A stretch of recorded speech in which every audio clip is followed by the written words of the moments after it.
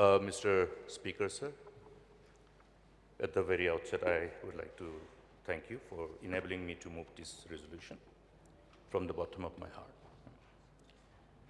So with your permission, Mr. Speaker, sir, I beg to move this resolution.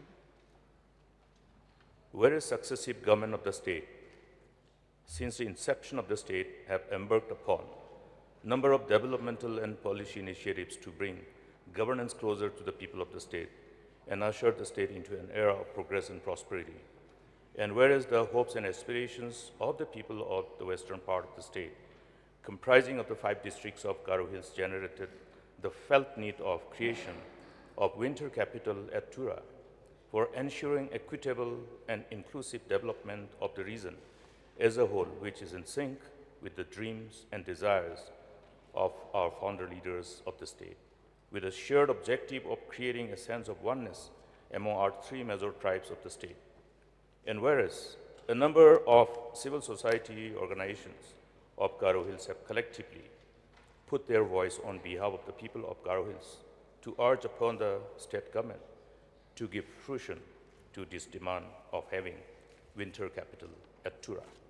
Now, therefore, this House do resolve to urge upon the government to examine the demand with sincerity, empathy for the establishment of winter capital at Tura.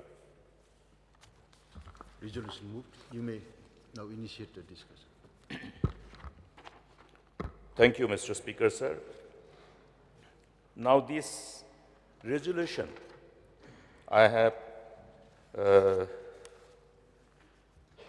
made a conscious decision to table this resolution for the consideration of this august House, keeping in mind the background which in a nutshell I have incorporated in my resolution itself and which is self-explanatory. Now, Mr. Speaker, sir, successive governments after the inception of this beautiful state of ours have put their collective effort to bring us thus far. And as I grew up, I saw, even at the time of the statehood movement, I was a small kid then, but then these whole voices still echo in my ear. I can still remember the words that used to echo around in the distant part of the state, one of the most backward places then, at that point of time, empathy. Meghalaya will shine tonight. Meghalaya will shine tonight. All the young kids, and it became a part of, a song which used to echo everywhere. How the leaders of the state thought that collective endeavor with unity can enable them to overcome the challenge of having this beautiful statehood. And so those are the background. As we grew up, we saw that after the statehood movement ultimately paved the way to have this beautiful state, how the leaders used to engage in discussion. And those discussions, again, are carried forward through word of mouth. Now, that's why I have indicated here in the resolution itself that this particular objective to prevail upon all of us as the policymaker and the people who can actually give fruition to this collective desire of the people of that part of the western part of the state. I have said that this is in sync with the dreams and desires of founder leaders of the state, with a shared objective of creating a sense of oneness among our 3 major tribes of the state. I want to place on record and would like to revert these leaders and their wisdom, because their wisdom revolved around the power of unity and oneness, which was due to their unconditional love for our people who needed, separate statehood so that our people can be governed by our own people with their own genius.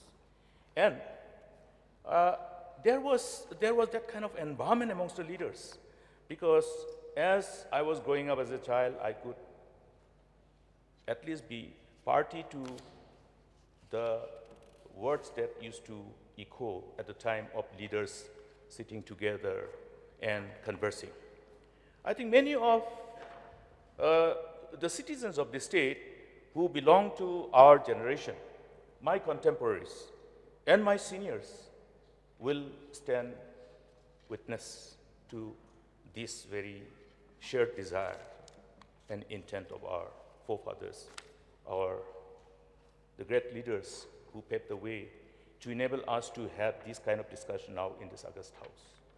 Yes, today we are here because of that far-sighted, collective resolve to put their, whatever potentialities they have as leaders on behalf of our people. At that point of time, prior to statehood, I know how we can easily connect with the kind of livelihood that our people were subjected to. Poverty, hunger, starvation, and death due to starvation. I have myself seen at the time of my, when I was still in my upper primary school, those days we used to call it middle school. Many of the traditional hats from different villages converging to my parents' house to write a report to the police stations about the death of people due to starvation. Those days were there. We have overcome those days. But why I'm trying to refer to this past is because unless these leaders would have come together, maybe we would have taken much more longer time to still overcome those kind of hardship and constraint. Today, we are fortunate that we don't hear about starvation anywhere. Of course, we have the challenges of nutritional deficiency, etc., etc. There are various other factors which contribute to that. But at least God has been kind to us. This beautiful land has enabled all our people to prosper and multiply. This is what God has promised, that you shall inherit the land of your parents and possess it, and you shall prosper and multiply. We have prospered and multiplied. We are prospering and multiplying. But this whole prosperity and this whole blessings that comes, obviously, is because of the core values of our people, core values of our forefathers, which we still would like to preserve and practice. The core values which revolves around the sense of oneness, compassion, love, as brethren, despite belonging to different major tribes. It must be only pertinent for me to remind ourselves, if Garos would have fought separately for statehood, would it have been possible for us to prevail? If only Khasi tribe would have fought for statehood, would have been possible for us to prevail?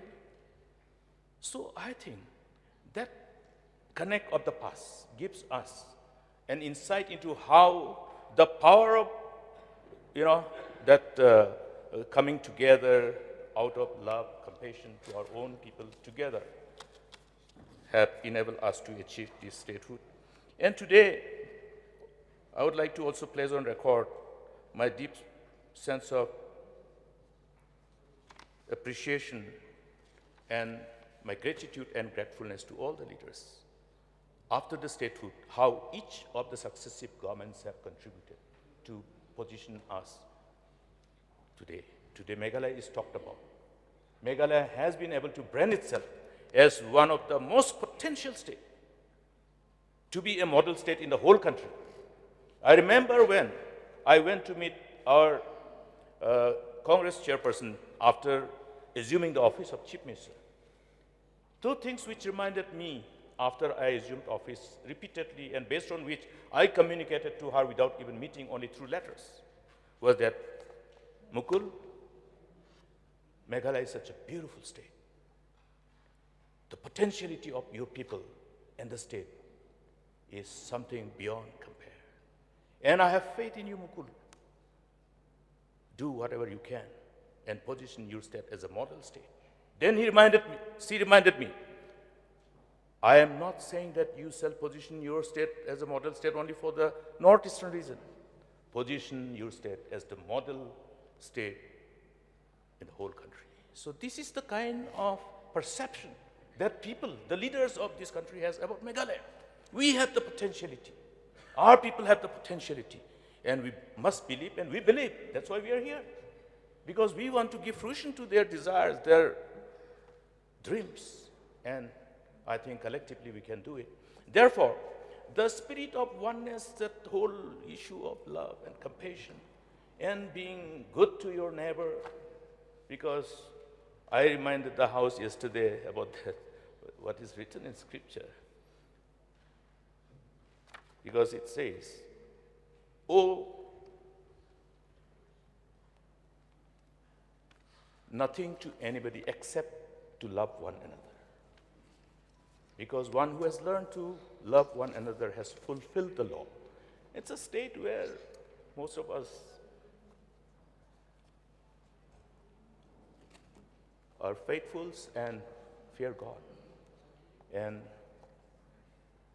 based on that spirit and our core values, which is again deeply connected with our faith, today we are doing what we are doing.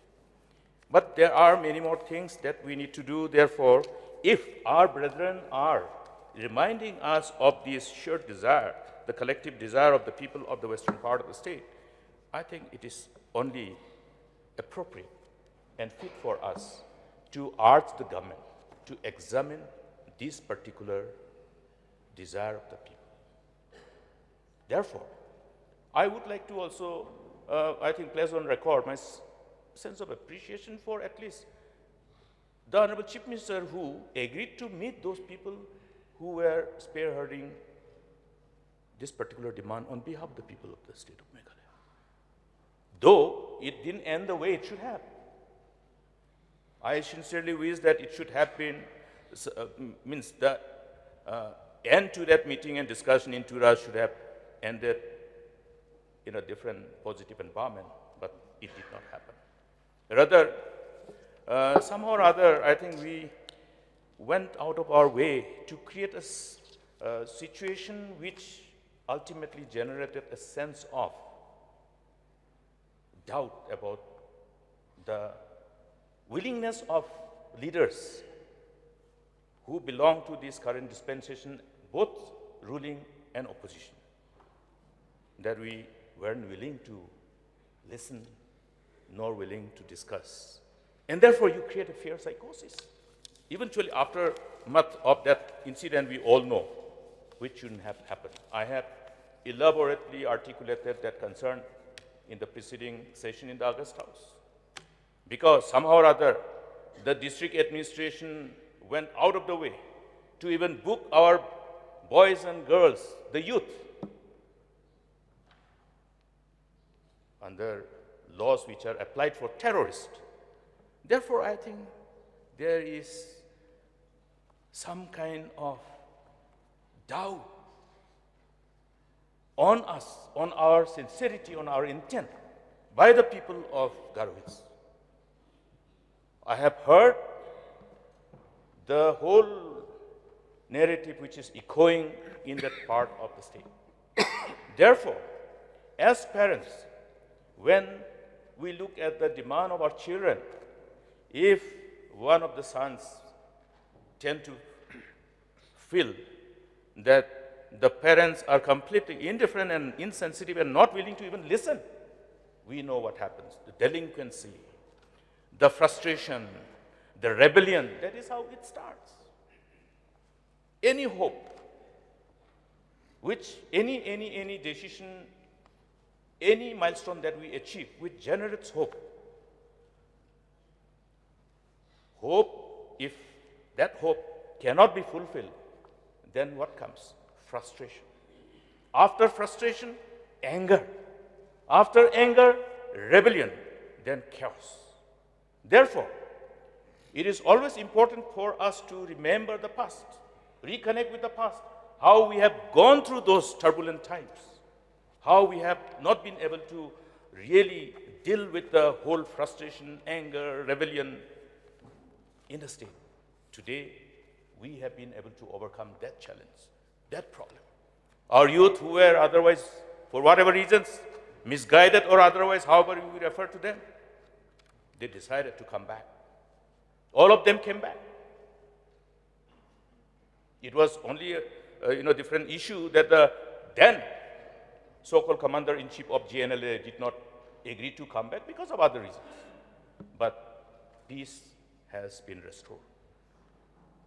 I remember that time when elections were on, when we were confronted by an incident where one of the candidates has to lose his life. Subsequently, when I was campaigning, I was advised by my security advisors and the department concerned, sir, you may cancel your programs during election. That was the kind of situation in the western part. Today, we have overcome that. Today, there is a peaceful environment. That's why people are coming to invest. That's why Meghalaya is being seen as, yes, it's the place which should be taken as the most favored destination. And therefore, it is very important for us to sustain the peace which we have achieved with great difficulty. I'm sure the Honorable Chief Minister and also the Deputy Chief Minister who looks after home knows what is happening. We have concern, and I would urge upon CM to call also the State Security Commission meeting immediately. Things are not good. Frustration, anger, rebellion is not something which augur well for the state. Therefore, there are children, all these people who have put their voice collectively are definitely only articulating their aspirations, their dreams. And therefore, let us, with empathy and utmost sense of sincerity, to fulfill our role as parents, as leaders, as demonstrated by our revered leaders of the past. Let us all come together and urge the government through this resolution that we adopt this resolution today to urge the government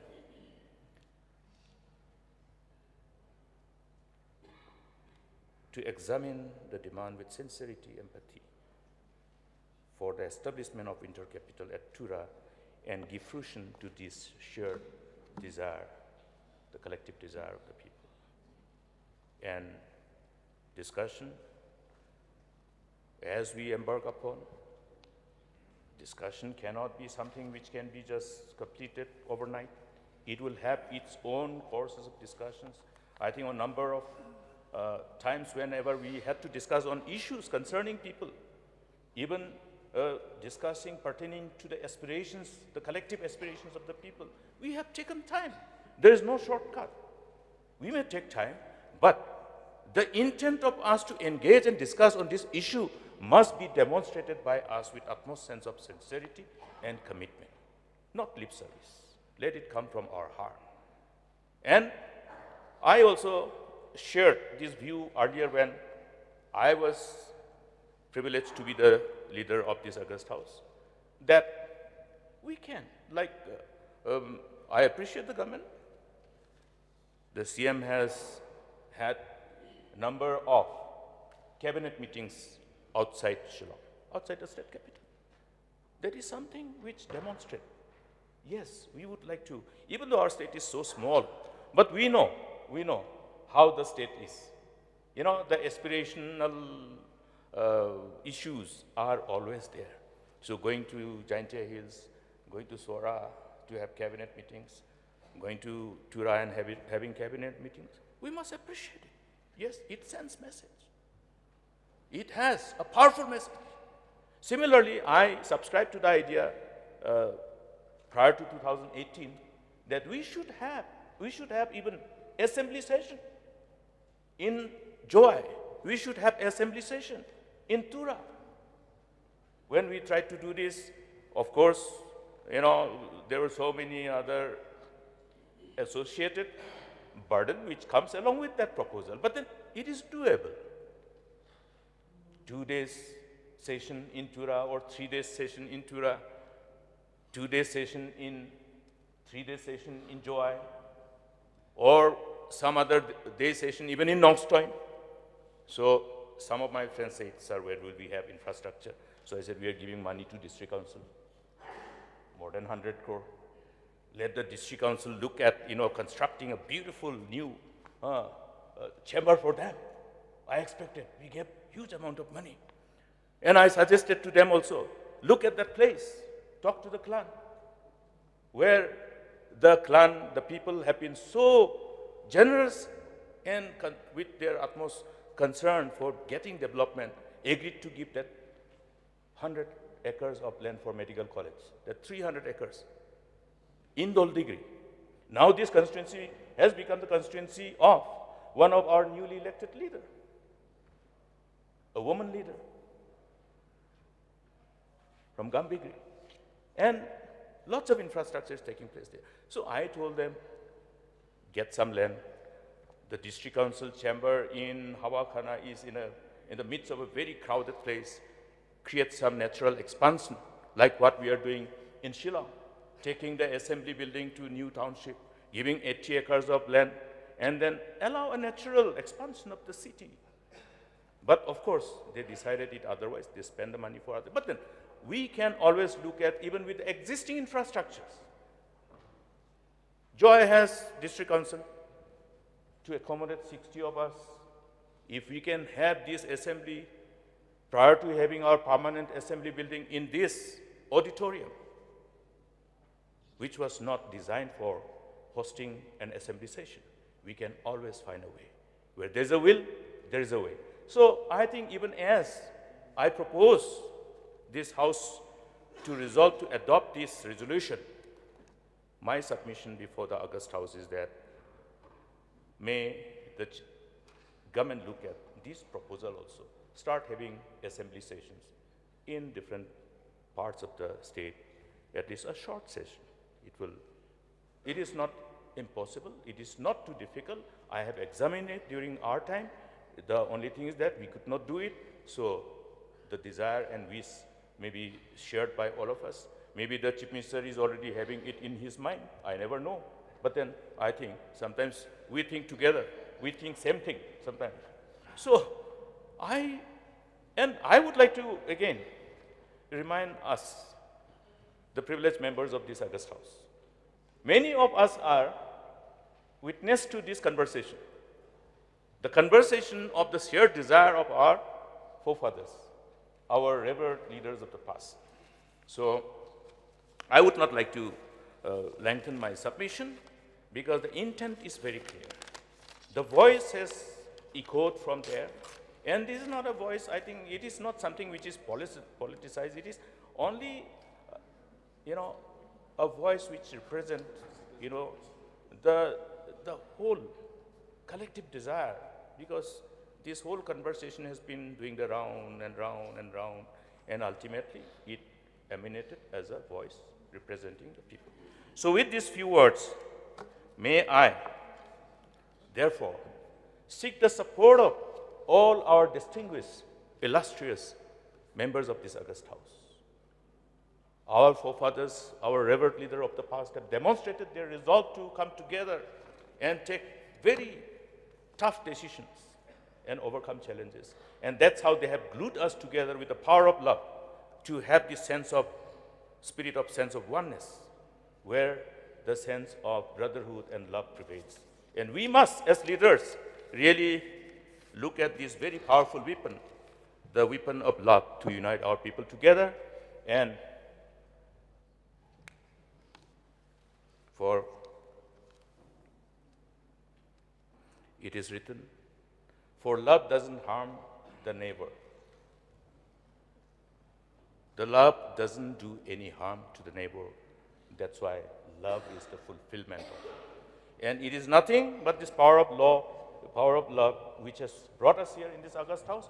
We love our people. That's why we want to serve our people. That's why all the distinguished 60 members are here. People may say many things about politicians. People think that we are the only people who are not good.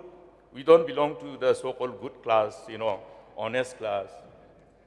You see in electronic media, you see anywhere, people are prompt to actually jump to conclusion and comment on politicians, as though what good things have happened have not happened because of the politician. Any good thing that has happened in the state, any good thing that has happened in the country is because of the politicians, because of the policymakers.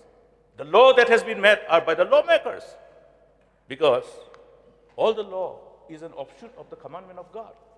So have we not fulfilled our purpose? Yes. It is the politicians who have brought our people thus far. It is the politicians and policymakers who are responsible to see that our people don't starve anymore, but are in this era where we share the same dream like people in West. You look at us, dress up like Western people. Huh? That day I saw when the president of Ukraine went to America, one of the reporter media confronted him about the dress even. So, so whatever it is, I think, speaks volumes. These are something which should enable us to really convince ourselves that God has been kind to us and have blessed us. Let our people prosper and multiply in this state. Thank you, Mr. Speaker, sir. With these few words, I urge upon all our friends, our colleagues in this August House, to be pleased to agree to this resolution and resolve unanimously to adopt this resolution. I heard that the honorable member from Rongjeng, my neighbor, his people and my people from the respective constituencies go to the same market, go to the same hospital, go to the same school. If the teachers are there, good teachers, they share the benefit of coming out with flying colors. One very good school is there in Rongjeng. All my children from my area also go there. So, these are all interconnected. So I think I have made my point. All my distinguished friends and colleagues of this August House, may God bless you with wisdom and knowledge, and may we all not lean on our own understanding, but lean on the wisdom of God. Thank you, Mr. Speaker, sir. Once again, with these few words, I hope that everybody will actually agree with me to adopt this resolution unanimously. Thank you.